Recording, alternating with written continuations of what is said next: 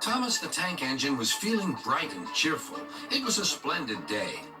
"Good morning," he whistled to some cows, but the cows didn't reply. "Never mind," said Thomas. "They're busy with their breakfast." Next, he saw Bertie.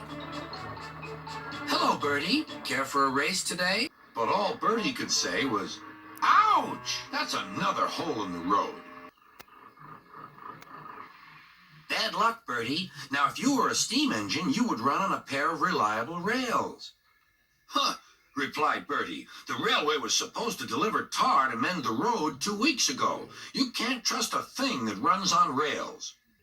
"I run on rails. You can trust me, Bertie. I'll see if I can find out what's happened." And Thomas puffed away towards the big station.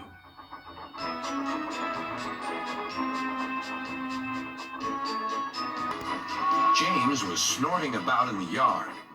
"It's too bad," he grumbled. "Percy goes to work at the harbor, and I do his job. Here, there, and everywhere. Take that!" "Oh," groaned the freight cars. "Just you wait. We'll show you." Gordon laughed. "I'll tell you what, James. If you pretended to be ill everywhere, you couldn't shunt freight cars here or go to the quarry there, could you?" "What a good idea," agreed James. "Look, here comes Thomas. I'll start pretending now." Thomas was sorry to see the engines looking miserable. "Cheer up," he puffed. "It's a beautiful day." "Yes," grumbled Gordon, "but not for James." "What's the matter?" asked Tom. "He's sick," replied Gordon. "Yes, he is. I mean, I am," stuttered James. "I don't feel well at all." "Don't worry," said Thomas kindly. "I'll help out if you're ill." Gordon and James snickered quietly to each other. Some of James's cars were coupled behind Thomas, and he steamed away to the quarry. The cars were still cross.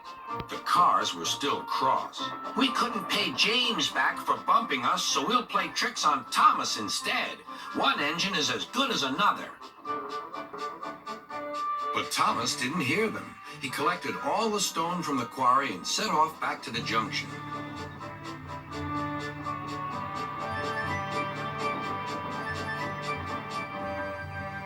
Danger lay ahead.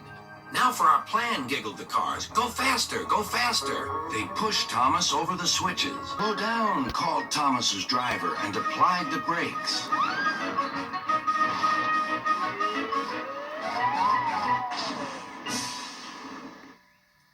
Poor Thomas stood dazed and surprised in a muddy pond as a toad eyed him suspiciously. "Bust my buffers," muttered Thomas. "The day started so well, too." Duck pulled away the cars, and Edward helped Thomas back to the junction. Suddenly, Thomas remembered the missing tar. He told Edward all about it. "That's strange," said Edward. "A car full of tar has been left at my station. That must be it. Driver will make sure it gets to Bertie now."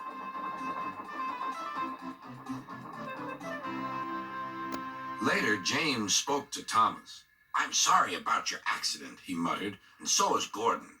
We didn't mean to get you into trouble."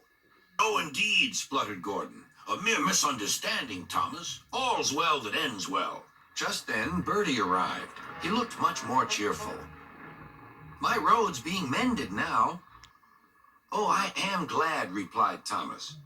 "Thanks for all you did," added Bertie. "Now I know I can trust an engine, especially if his name is Thomas."